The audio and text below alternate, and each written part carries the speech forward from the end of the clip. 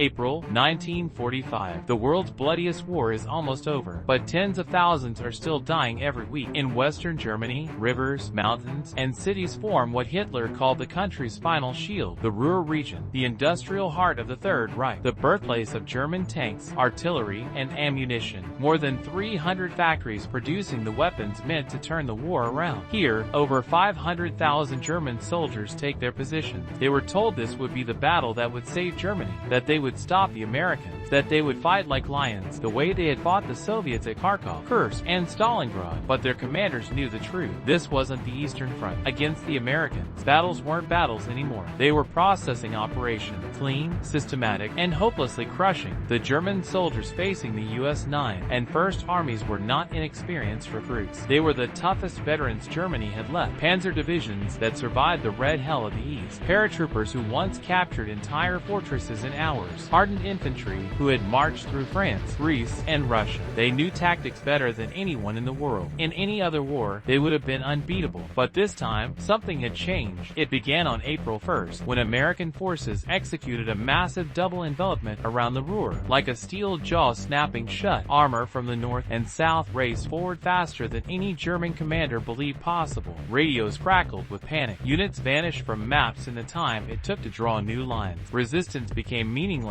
because the front no longer existed. Every village captured, every bridge crossed, every roadblock crushed, widened the trap. German soldiers looked at their situation and realized something horrifying. The Americans were not trying to defeat them. They were trying to contain them. The U.S. wasn't here to fight glorious battles. They were here to finish the war with brutal efficiency. For years, German propaganda claimed Americans were weak, soft, undisciplined, spoiled consumers who couldn't fight without hamburgers and jazz music. But by 1945, that lie turned to ash. Because now, German troops saw the truth from only a few meters away. American warfare was industrial. Every tank destroyed would be replaced. Every artillery shell fired would be followed by hundreds more. Every wounded GI brought off the line would return with better equipment and more friends. German soldiers used to say, "We kill one American, and 2 more come. We kill 2, and 4 show up." It wasn't a joke. It was death mathematics. Inside the Ruhr Pocket, supplies collapsed overnight. No fuel for tank. No food for men. Horses ate root thatch. Soldiers boiled grass in tin cups. Artillery batteries sat silent. Thousands of shells stacked around guns that could not fire because trucks had no gasoline. Ammunition without firepower. Weapons without strategy. Courage without hope. Meanwhile, the U.S. military moved forward like a conveyor belt. Infantry didn't engage unless necessary. Tanks didn't duel German armor. They bypassed it. Aircraft didn't dogfight. They annihilated anything on a road. American units advanced not toward fortresses, but toward the roads behind them, cutting communication and escape. German troops realized something terrifying. Every decision they made was already predicted. Every move countered before it began. They were not fighting men. They were fighting a machine. On April 14th, Field Marshal Walter Model, Hitler's fireman of the Reich, the legendary general who once saved entire fronts from collapse, walked into a forest alone. He carried no illusions. There would be no breakout, no miracles, no 1,000-year Reich. His soldiers, the last real army Germany had left, were starving, exhausted, and trapped. Model issued his final order. His army group was dissolved. His men were free to save themselves. Model refused to surrender. He sat beneath a tree, drew his pistol, and ended his war with a gunshot. His body lay undiscovered for days. Moments later, entire divisions raised white flags. For German troops, surrender became the final act of rational courage, because they now understood what American power truly was. Not the bravery of individuals, but the unstoppable force of a nation mobilized for total victory. 1 million trucks, thousands of tanks, bombers that turned cities into dust, artillery so plentiful the horizon flickered like lightning, and a supply system that could feed, fuel, and arm an entire continent. Survival or annihilation. That was the only choice. In just 17 days, 325,000 Germans surrendered. In total, across the pocket, over 500,000. The largest mass surrender ever witnessed on the Western Front. It wasn't because they gave up their courage. It was because courage itself had become useless. They surrendered to live, and because the Americans allowed them to. This was the moment war changed forever, when tactical brilliance, toughness, and discipline meant nothing against a fully synchronized system of destruction. When armies stopped fighting and began surrendering as a mathematical certainty. When battles were no longer battles, they were inevitable outcomes. The Ruhr Pocket didn't just end a war, it ended an era, not with a glorious last stand, but with 500,000 men choosing life over